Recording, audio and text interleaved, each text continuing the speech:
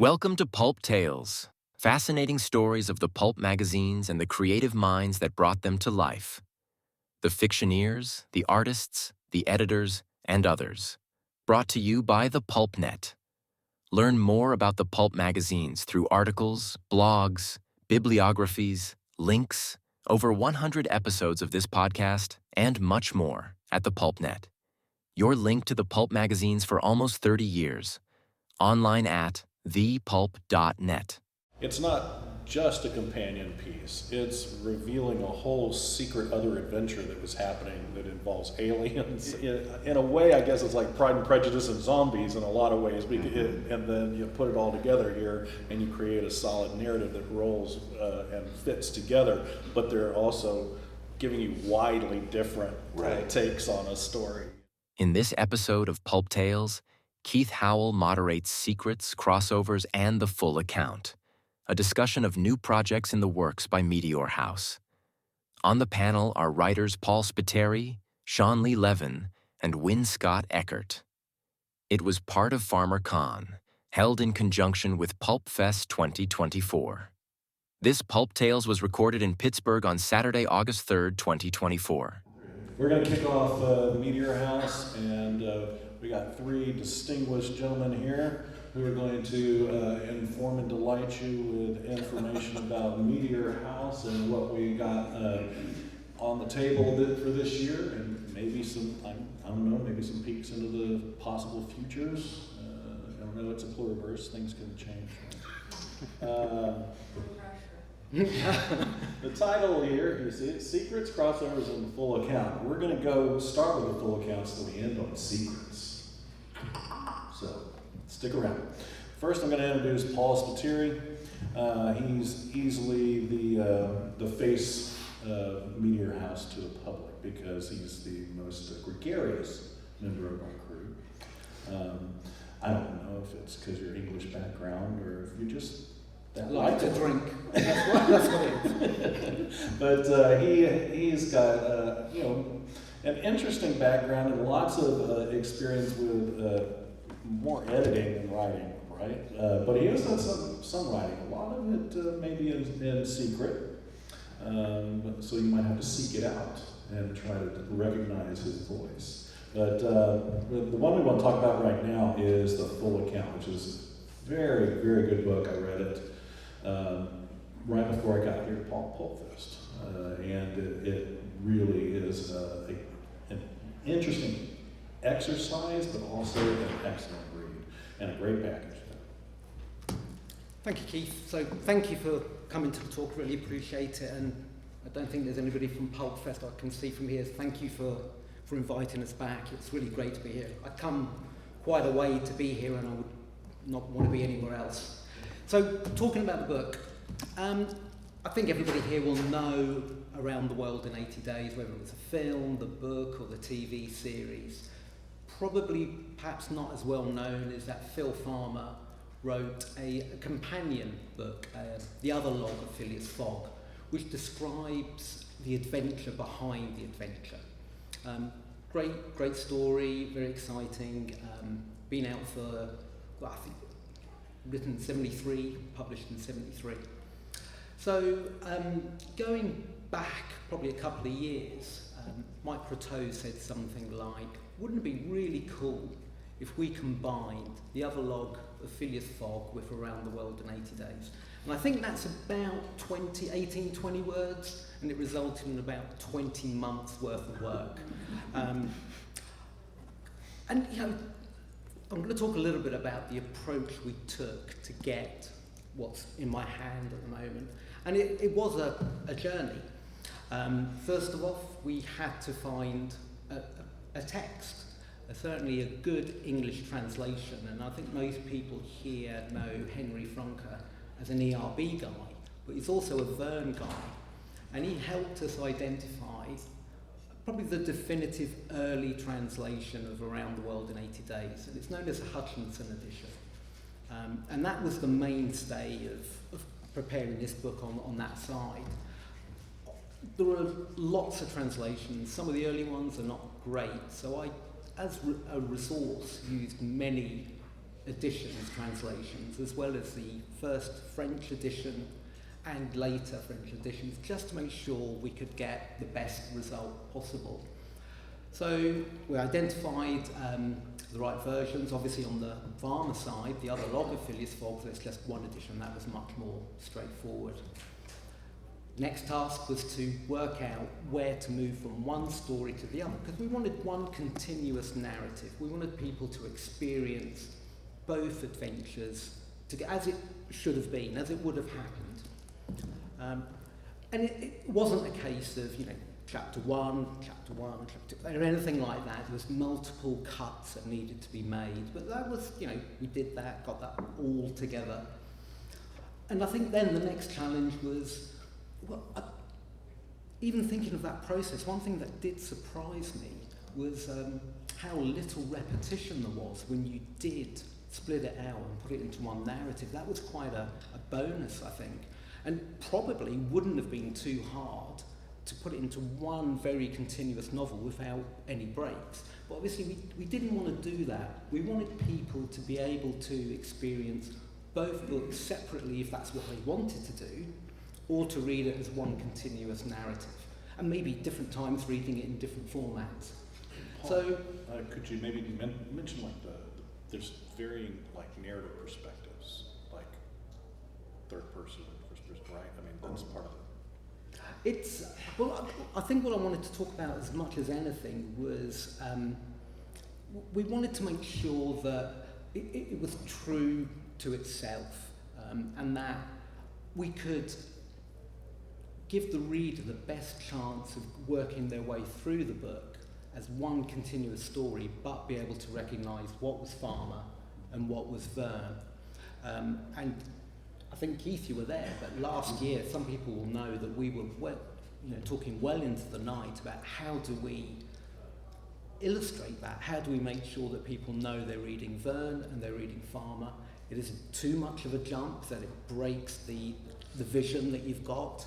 And I think we came up with something pretty good, indications that you're moving from one author to the other, so you know where you are all the time, but not so much that you feel that there's a massive jump.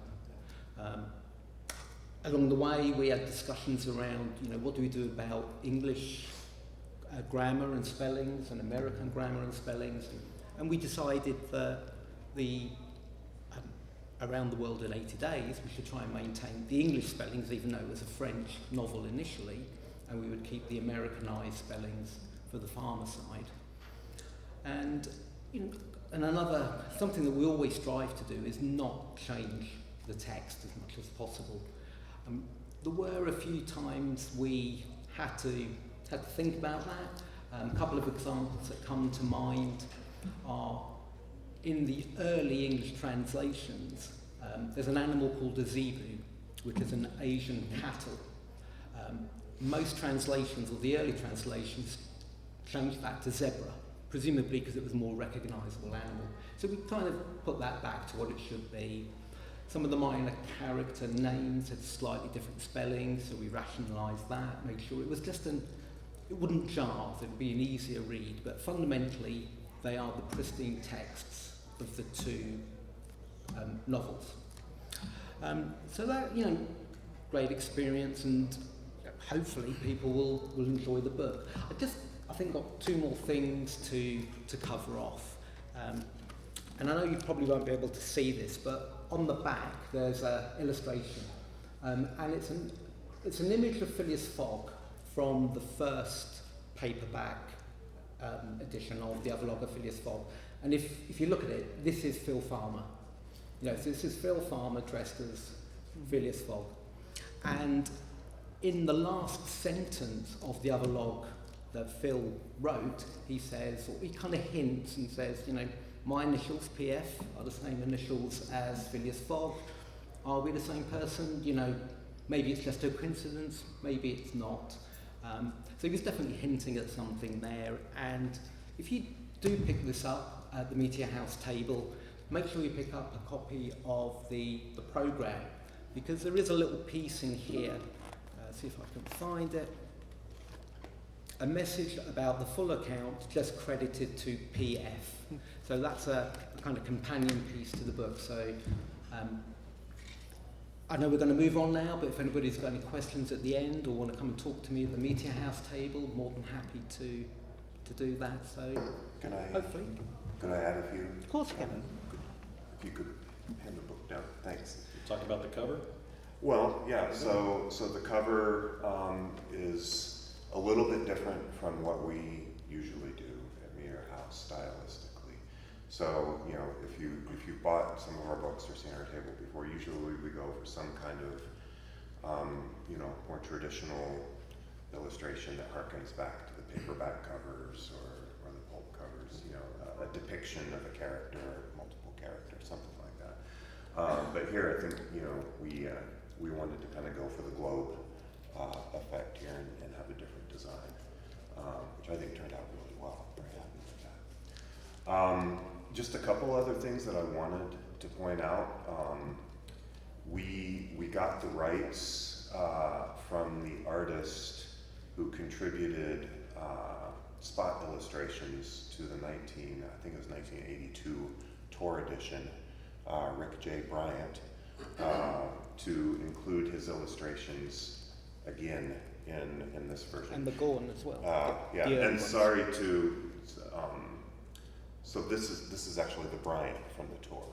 Oh, is it? Yeah. Okay. Yeah, sorry, but it, No. and then we also included the Jack Gone, is that how you pronounce it? I don't know. Illustrations from the 1973 DAW edition. So it's illustrated, number one. And number two, there are some bonus materials in addition to the, That's a good point. to the preface. We've included a Wool Newton genealogical type of article in the back that places Phil Farmer himself in the Wool Newton family as a Wool Newton family member and reconciles his real genealogy as far as we've been able to explore it using, what's the Mormon site? Ancestry, yes, thank you. Yeah, Ancestry.com. And then combining it with the genealogies that he came up with for Phileas Fogg and for his character Kikaha from the World of Tears series, who he stated is related to Phileas Fogg in that series, right? So, like I always like to say, everything is connected. Yeah. And we have a couple of short stories, one by me and one by Wool Newton fan and expert Dennis Power, that fill in a few more gaps in Around the World in 80 Days. We did not weave those into the combined narrative. That would have been too much, and it was really about Vern and Farmer, so we tacked those on at the end. So I just wanted to mention a couple more things. Thank you. And also, this is what we do with our beautiful books. These are leather-bound, leatherette-bound, gold stamp printing, and so I just want to kind of highlight the quality aspects of that, as well as the nice marbled in papers. Yeah, I mean, it's exactly. a really nice book. Yeah, exactly. Yeah, I would just, I don't think you guys covered it, but I would just mention, in case there's anybody here who hasn't read the other log, it's not just a companion piece. It's revealing a whole secret other adventure that was happening that involves aliens and I was going to avoid the aliens.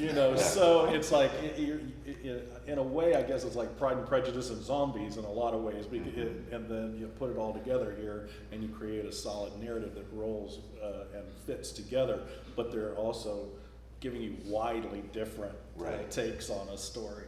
Yeah, so like it's very entertaining. The Vern turns out to be the cover story, right? And then the Farmer is the secret, the true, real story. Right. And of course, aliens are real. That's the true part. Right? Sorry, I wanted to add those couple comments. Yes. All right. Now Sean is here because he's got a book out that's debuting this weekend, which is Crossovers Expanded 3. So he's done 3 of these. These are an expansion of a 2-volume series that Win did many years ago. that deals with stuff that really appeals to, I think, this particular audience in terms of how characters and movies and films and books and comics and magazines and pulps, all the characters kind of meet or interact or show up, and, and so it creates this wider world of adventure. And, with so many things are possible when you start realizing that there's this shared universe that like Phil played with extensively with Wold Newton. But Crossovers Expanded goes way beyond the Wold Newton family. And I think it's best to let Sean tell you about it. Sean is an encyclopedia. Okay, he's an encyclopedia of these things, and he's sharing that encyclopedia with us in this form. He's also got some fiction out. He just had a story written that tells the Shadow Men, but he's also got a chapbook that is available at the Meteor House table as well, the Lazarus Cabal.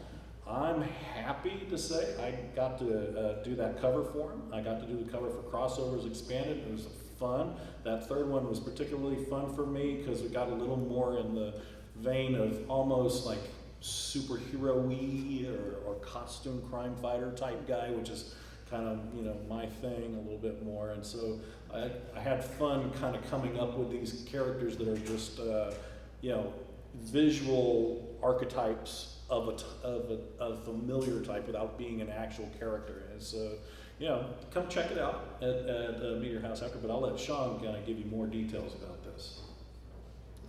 Thanks, Keith. Okay, me a little feedback. Is there reading? I think it's good. It's good. I think it's good. Okay, yeah. So basically, the crossover universe, as Win established before me, uses fictional biographies such as Farmer's own Tarzan, Lion, and Doc Savage's Apocalyptic Life, or William S. Gold's Sherlock Holmes of Baker Street and Near Wolf, West 35th Street, and as a way to connect together characters in the form of sort of 6 degrees of separation. Like, so if characters from one of those biographies appear in a work of fiction, or official fiction, like published or filmed or televised fiction alongside a character from another work of fiction, that would establish them in the same universe, and that character then meets other characters. That in turn brings them into this shared universe as well, and so on. And we dubbed this the crossover universe, and it's grown on so many degrees. There's so many different varieties of use of stories it encompasses. Is pulp heroes, westerns, earns horror, sci-fi. I think the occasional sitcom, even though very rarely superheroes, because we don't want to. The thing is, we try to avoid including a lot of those because they kind of don't really fit into the whole framework that these things are happening kind of under the surface, or are generally believed to be urban legends or such, which really to me makes a lot of sense. And don't get me wrong, I love superheroes, but yeah, I do think it is a better fit. And yes, so I did the first 2 volumes in 2016. Win had seen my post about crossovers on the Woman group and for a couple of years, and then 2012 early 2012 he broached the subject of me writing authorized as companions or sequels to his 2 excellent books, which were 2 of my favorite books, and I of course jumped at the chance. They were published in 2016, and in after the books were published, eventually Win encouraged me to start a Crossover Universe Facebook group where I continued to post some of the same research I had done in the books, and other people did post info as well. And eventually, I think it was it 2022 when we talked about I talked to you and Paul and Michael Courteau about the prospect of doing a 3rd volume, and you guys were open to it after some discussion. And yeah, so I started collating much of the info I collected, not all of it, because I didn't have room for all of it, but yeah, into a 3rd volume, and that does now make its debut here at this very convention. And pre-orders are going to be shipped out hopefully soon. When exactly? Right after Mike gets back from PulpFest. Great, awesome, yeah. So the reason they didn't ship before is because we brought them all here so that Sean could sign them all. Yeah, so yes, absolutely. every copy is signed. Yes, they're all signed. Yes. So Sean, like, is there any particular approach that changes with the third volume from the second volume, or anything in the way that you did it? Well, I was not able. Well, I don't know if there's a particular formatting change, other than I did not have space to include an appendix on television crossovers, or like I did with the first two volumes. But but there are still some TV stuff, mostly genre shows, in the main timeline. And the other two appendixes I did in the original crossover expanded volumes, I did provide updates to those. The appendix talking about the references in Kim Newman's excellent Anna Dracula series, and the other one being about alternate universe stories with crossovers involving characters who are in the crossovers that just don't fit into continuity for whatever reason. Do you, what happens when there's a crossover that you think like mostly fits, but doesn't quite, that conflicts with something that another crossover that you've already included? What do you do? If I think there's a way I can reconcile them, and without having to relegate to an alternate universe, I try to think of a good one that I think is convincing. And let's see. And for instance,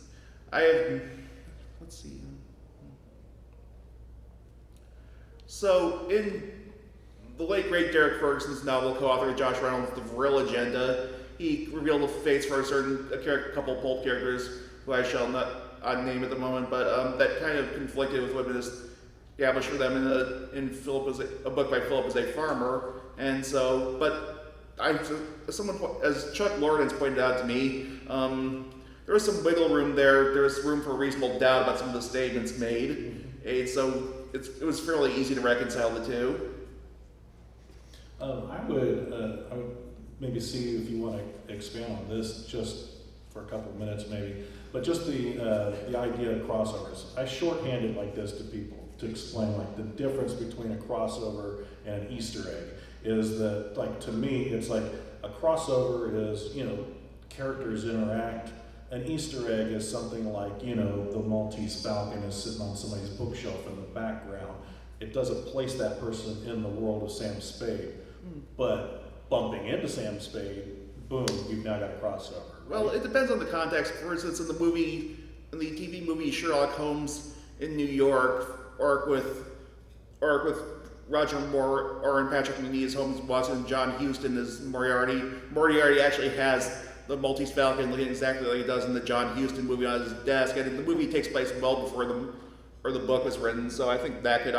I think that's a case of an Easter egg where it could actually count as a legitimate crossover. Okay, so maybe crossovers within the crossover. Yeah, I mean, something like that, yeah. All right. Do you have anything else you want to add before we toss it over to Win?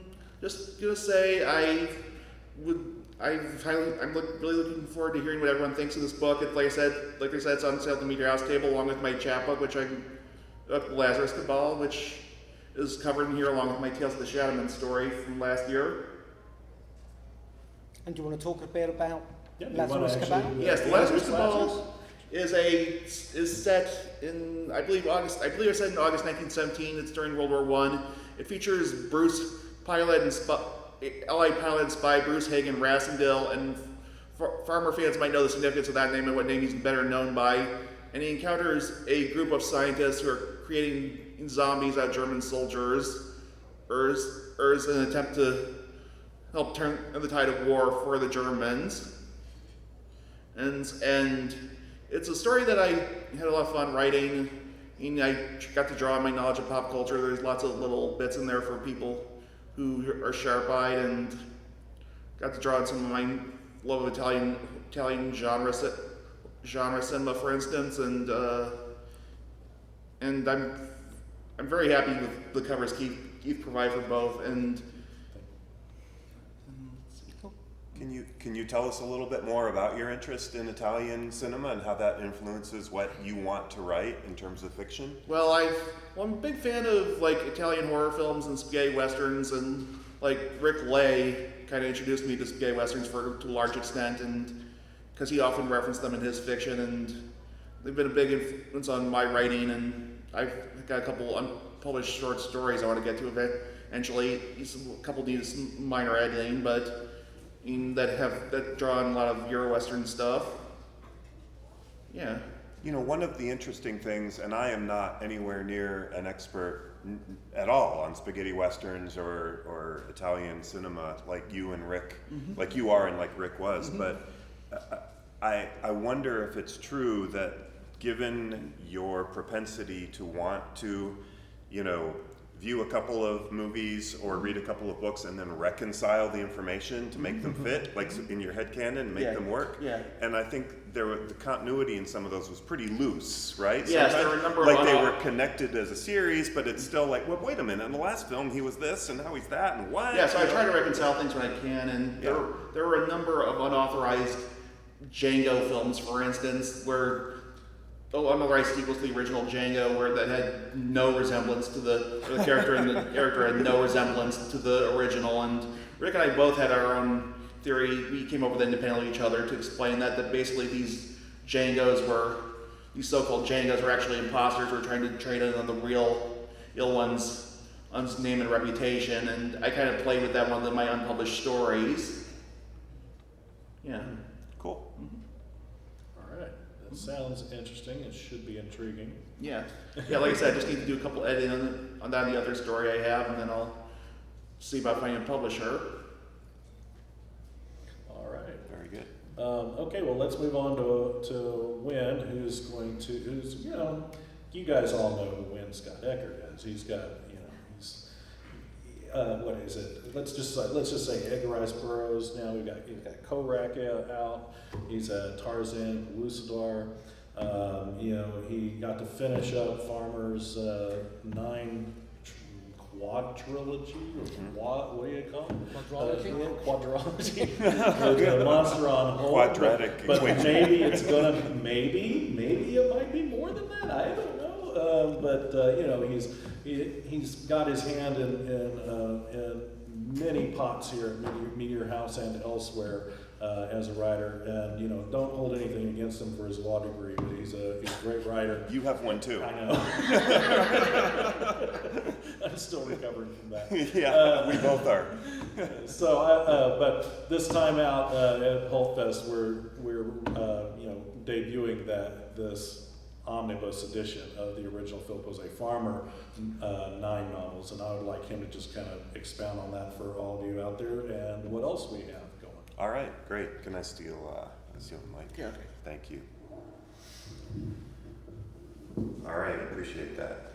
Thank you, Keith. So yeah, I'll start talking about, really this panel is really, as you can probably tell, focused on our small publishing company's releases for this year, the Meteor House, as opposed to like some specific topic about Phil Farmer, which is what we do sometimes. But this is a new release of a Phil Farmer trilogy, Philip Jose Farmer. We've put it under the banner title, or the series title, Secrets of the Nine. And so it didn't have a series title way back when. But it includes the first book, A Feast Unknown, which was published in 1969 by a small adult book publisher called Essex House, and then actually saw a reprint. It exploded in the 70s and into the 80s and was published several times, again by Playboy Press, some of the larger publishers.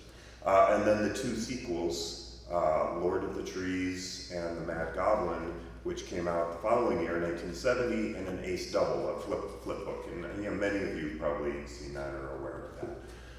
But just to set the stage for those of you who might not be aware. So A Feast Unknown is a pretty controversial novel. It takes Phil Farmer's versions, or his pastiches, his alternate versions of Tarzan and Doc Savage, and recasts them as Lord Grunneth and Doc Caliban. And they exist in a world which is, and they are also, hyper-violent, hypersexual. Phil doesn't hold anything back. And some people, really kind of grok this novel and get it, and others are highly offended by it, and that's okay. After this was published and people started to receive some of their copies in the mail before we came here to PulpFest, I saw someone post that he was excited that he had received it, and then one of the comments was, is this a boulderized version? And I replied and I said, why would you even ask that? No, it's not, because the whole point is to be offensive, right? The whole point was to be controversial. And I think Phil certainly succeeded with that. It's a very violent book. It explores the relationship between sex and sexual gratification and violence. And so it goes into themes that can be uncomfortable. And we get that, but it's an uncomfortable book. And we were certainly not going to do anything to take away from what he was trying to do. All that said, if some of the themes and some of the depictions, some of the graphic prose is not to your taste, that's also understandable. In the second two books, Lord of the Trees and the Mad Goblin, he does provide a brief recap of the events of the first book.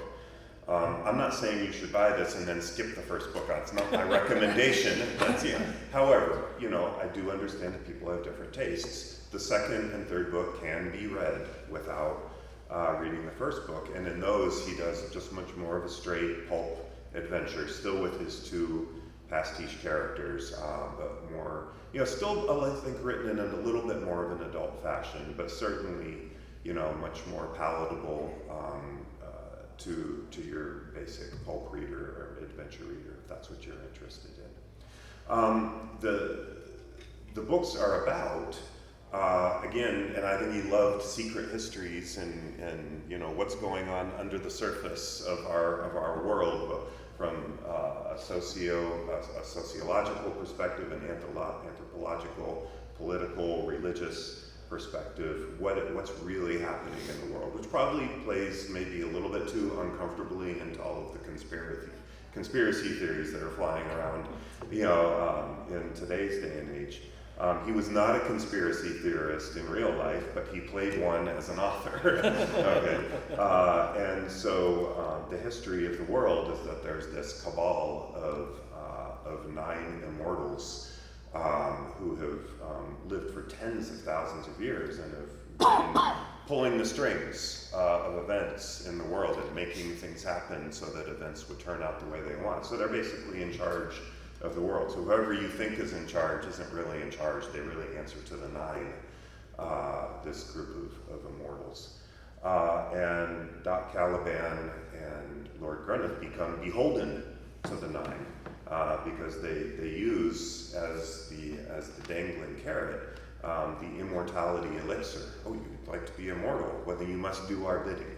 Now you can live your life, for the most part, as you wish. But when we call and we have a mission for you, you must show up and do it. No matter how unpalatable you might find it, you need to do this, or else we will withhold the immortality elixir. And the first book is really about Grunneth and Caliban first having joined and sold their souls and made this devil's bargain, and then coming to realize that they should not have made this devil's bargain and that they are better than this and they're going to revolt against the 9.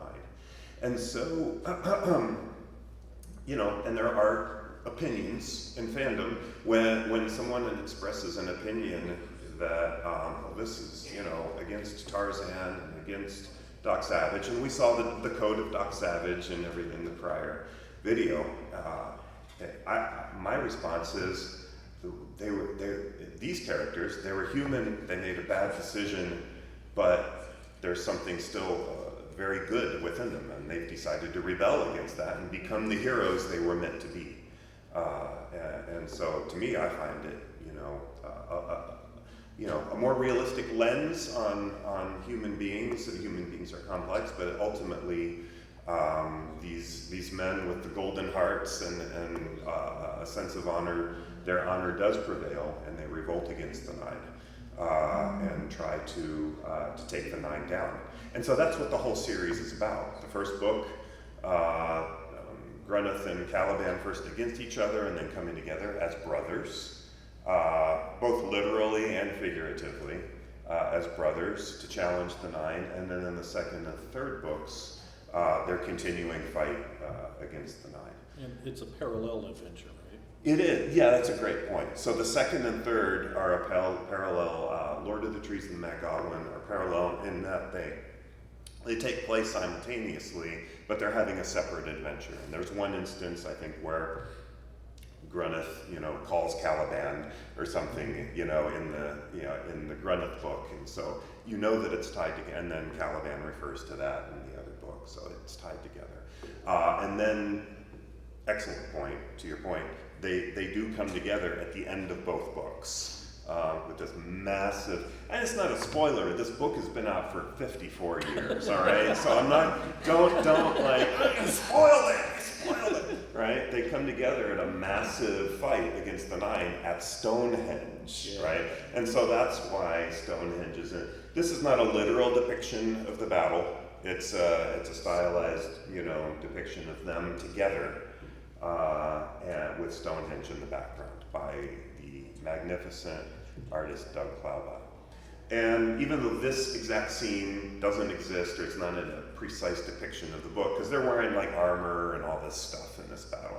But what we wanted for this cover was most of the covers that you see depict an earlier scene in A Feast Unknown where Grunneth and Caliban are still antagonists to each other because they're being manipulated by the Nine, and they're fighting. They're battling each other. I won't go into,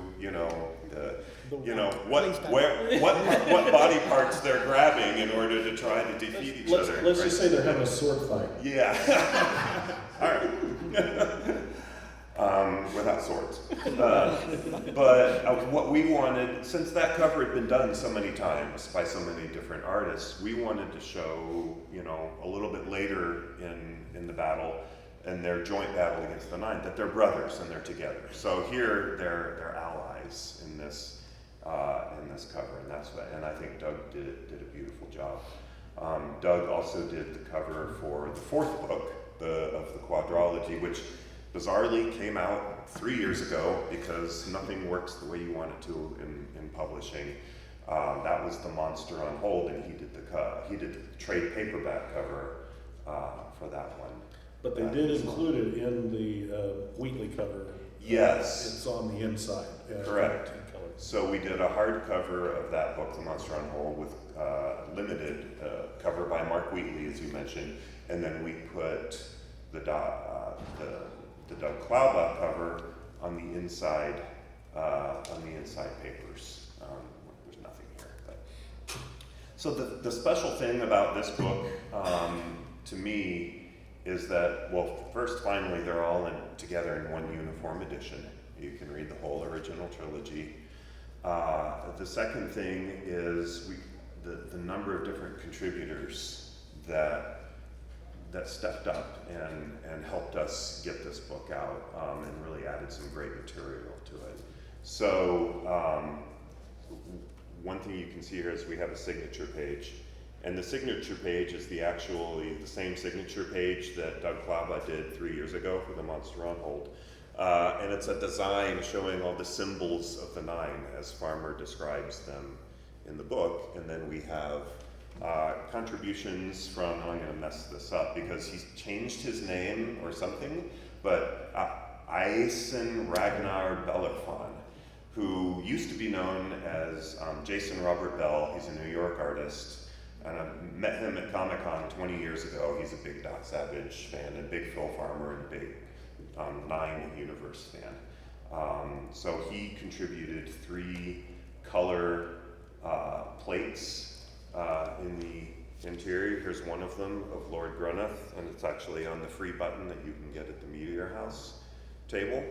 And he also did a plate of Doc Caliban and a plate of Anana, who is the oldest member of the Nine. And she's probably about 40,000 years old, and is the leader of the Nine. And so, pardon me, so we had great, artwork contributed by him. We have a new introduction to the whole omnibus, not to just the one novel, but an introduction to the whole omnibus by Doc Talos. And if you were in the video documentary, which was shown just before us, Doc Talos, aka R. Paul Sardanus, was featured in the video. Are we getting close to time? Oh, okay. No, we're good. All right. And he's kind of doing, so a lot of people were talking about like, hey, I write Doc Savage fan fiction, or I do a pastiche of Doc Savage.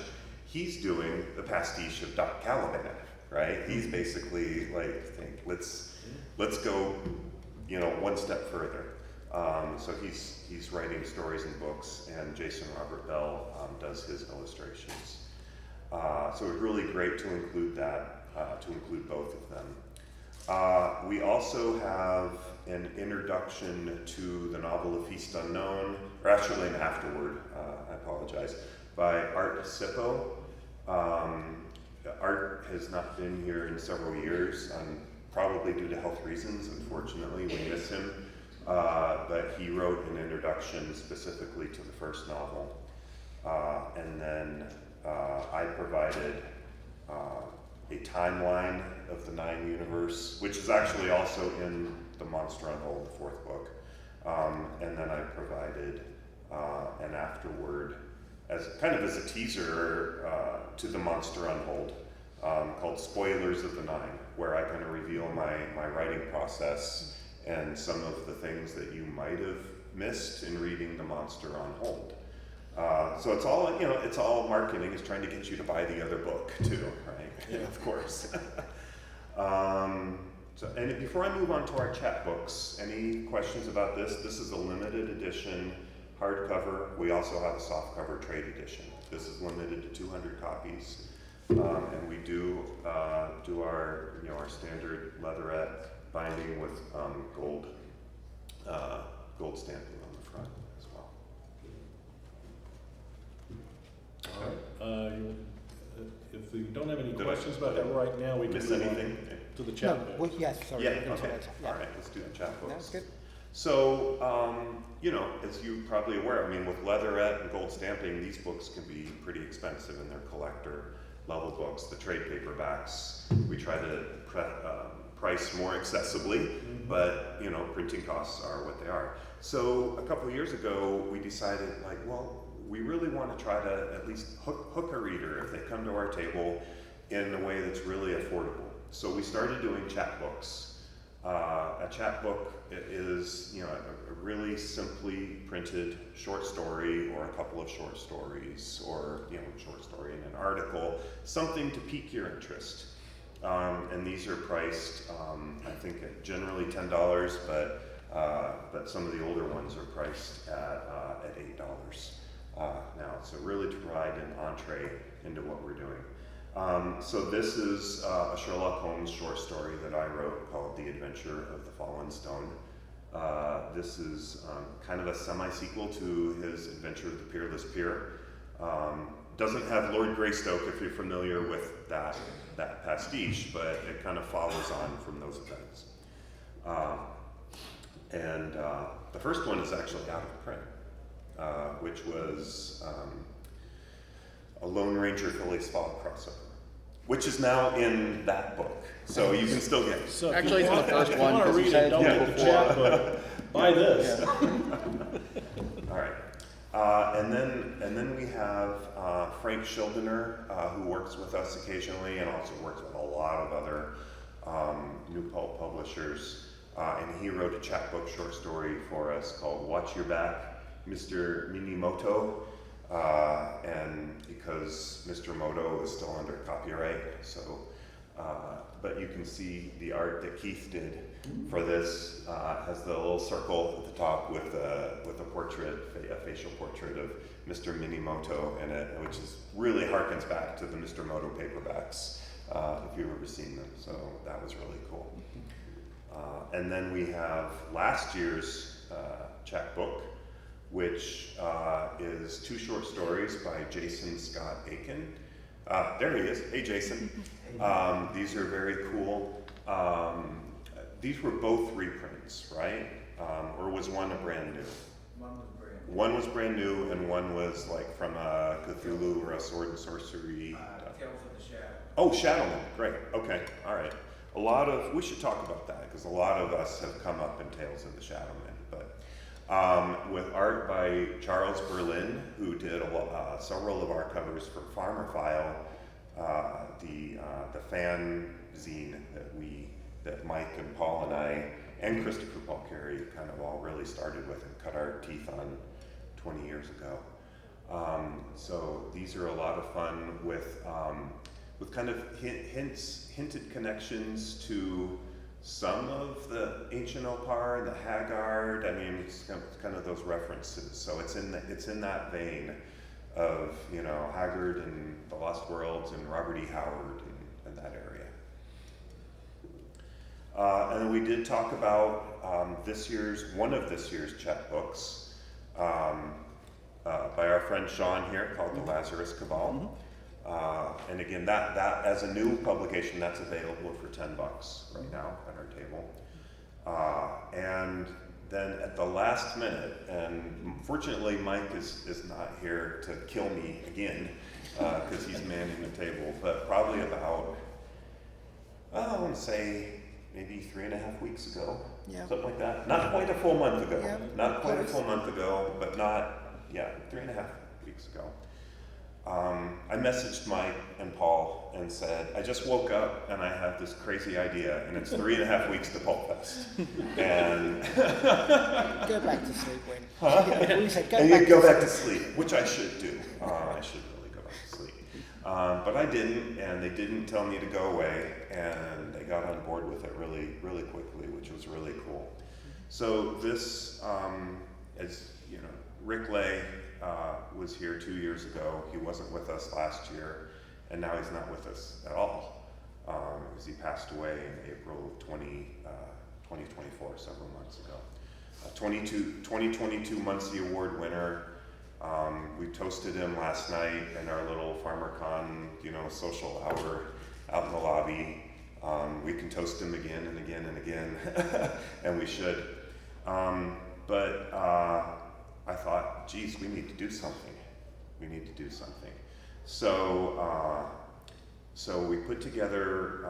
He wrote a lot of Wold Newtonian, or like we like to call it, creative mythography articles, where he would bring together different information from completely different sources and make a case in writing for how they were connected.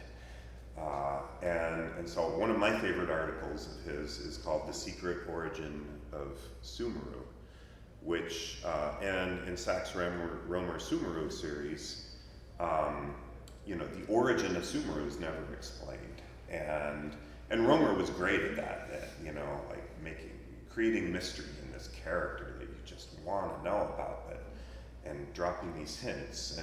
And there's hints are dropped that she's immortal and that she can read people's minds, and she just has this sort of hypnotic effect over people, men in particular, but really people in general. And just a fascinating character. 5 novels by Sachs Romer in the early to mid 1950s. And so Rick wrote an article called The Secret History of Sumeru, relating the origin of Sumeru to Law of Opar from the Tarzan novels, and basically made a case that that while Sumeru was not Law, that Sumeru was an Oparian priestess. And so I'll leave it at that. This is a great article, and I don't want to take all of Rick's information. So I said, look, I have the text. I can proofread it real quick and, correct the typos and stuff like that. It took like an hour less. I said, I'm a big Sumeru fan, so I've already written a Sumeru chronology, much like Rick would write chronologies of characters. And so that's included, and then at the end, just a tribute, to his achievements and his writing and his knowledge, and our love for him, and that we miss him. So it's got 3 pieces, but really, the main thing is Rick. We put some art together really quickly. Keith donated his Photoshop and design skills, thank you, to put the title and the byline on. We donated the printing costs, and we contacted the family, and the family got on board and said we had permission to reprint his article. And all proceeds will go to the Michael J. Fox Foundation for Parkinson's, because that is what Rick suffered from. And so after the convention, we will send one lump sum, regardless of how many we sell. We will send one lump sum to that charity and notify the family, and then hope that the rest of the copies sell, which I'm sure they will. It's a 68 limited edition. Rick passed when he was 68, so we selected that number. It's 68 copies printed at our table for $10. Rick Lay, Tribute, Chapbook, Secret History of Sumeru. Just thank you guys for coming together so quickly. All right, before we go, because we don't have time for questions this time around. We don't? I used up all our time. That's 2:20 and we're 2:22. Oh. I thought it was 2:25 or something. If it's 2:25, then we got 3 minutes. 2:30. I got 2:25. 2:25. Okay, All right. 3 minutes. All right. Any questions? Use the mic. Any questions? Yeah. No questions? Yeah. Anana, Kevin? Yeah. Anana, Yes. Anana, the leader of the 9 in the 9 books, yes. crossover with tears. So what he's asking is, so Phil Farmer had a character named Anana, the leader of the 9 in the 9 novels. He also had a female antagonist who became a protagonist in the 7-book The World of Tears series. And if you haven't read that, that's like a fantastic series by Phil Farmer. And so he has 2 characters named Anana, and spelled the same way, everything. So the question is there some kind of connection there? Because the world of the people in the world of tears are the lords, are immortal also. So the question is there a connection there? Probably. Yeah. Yes. Well, did you read the epilogue to The Monster Untold? No, I haven't got that far yet. Oh my God. Okay. So go read the epilogue to The Monster Untold. All right. Yes. I was wondering, is Phil Posey Farmer's Dungeon Anthology considered to be part of World Dune or the crossover? I don't know the answer. I mean, they were written by I think 4 or 5 different people, right? There was one author I think repeated. Chicago was the most popular. Okay. Yeah, that's a great question. I haven't really analyzed that or looked at that. It's a good question though. Something to maybe be Yeah. percolating. Actually, Paul, the same for Barnstormer of Oz. Yes. How does that rectify his, what was the term he used for when he redid the characters, his different variations? Like an analog or something like When you were talking about Doc Savage and Yeah, there is a Doc sort of type. they kind of redesigned some of the witches and their Yes. lore and stuff like that. How do you rectify the Farmer version with the bomb cannon within that kind of crossover? I think, and headcanon, right? I think that there are multiple Oz universes. And I did an article. Yeah. I did an article. Yeah, I ran with that idea for an article I did for Farmer Fan and online Farmer Phillips A. Farmer Easing that I contribute to. Jason Aiken is the editor. He also writes articles for it, as does Will Evans, who I believe I see in the back, and a young lady named Adam Budman-Bazekny, who is not here, who I hope will come to the conventions one of these days. And I did, at Jason's request, an article dealing with all the various Oz crossovers. I basically use the idea that yes, there are multiple different parallel versions of Oz, some of which seem to draw young girls named Dorothy to them. Not all of them are the same person. And Which issue of Farmer Fan is that? I think it was the issue before the one that just came out, because That'd be I had a cross. six. Yeah, it was the 5th, I believe. Okay. so Farmer Fan is free and it's online. Yes, it's online. It's an ebook or emac, and so it's really easy. Just download it as a PDF and read it. Yeah. What's the URL to? One last question. Okay.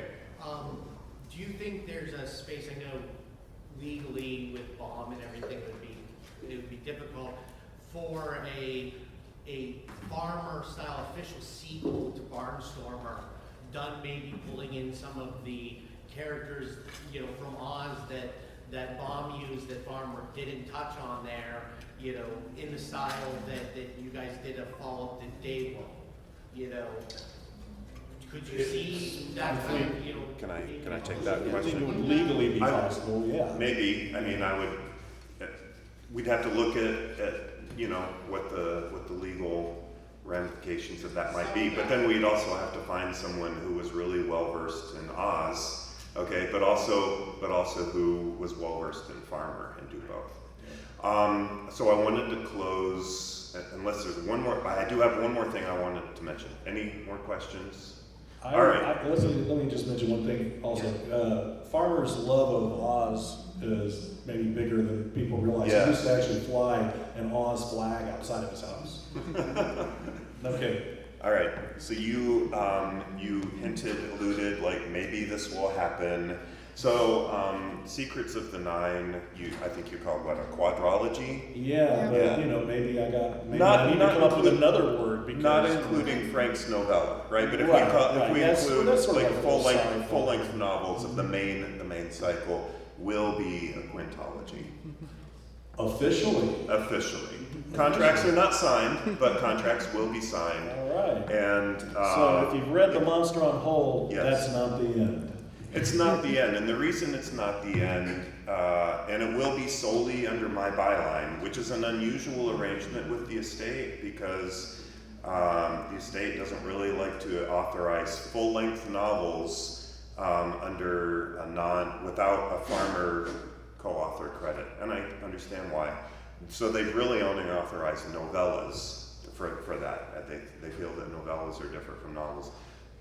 They've been willing to make an exception in my case, which I'm very grateful for, because of the way Phil Farmer structured the outline to The Monster on Hold. It was really very Doc Caliban focused. There was not an opportunity to resolve the dangling plot lines that he had left in the original 3 books regarding Lord Grunneth.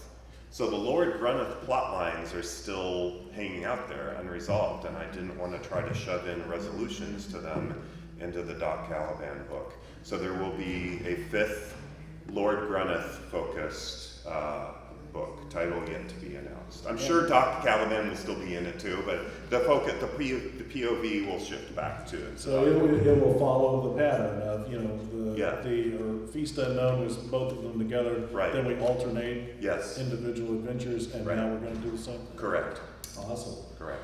All right. All right, thank you. Yeah, thanks for Thank coming, you. and everybody go to the Meteor House table, buy some books. Appreciate your time. Thanks. You've been listening to Pulp Tales, fascinating stories of the pulp magazines and the creative minds that brought them to life. Brought to you by the PulpNet.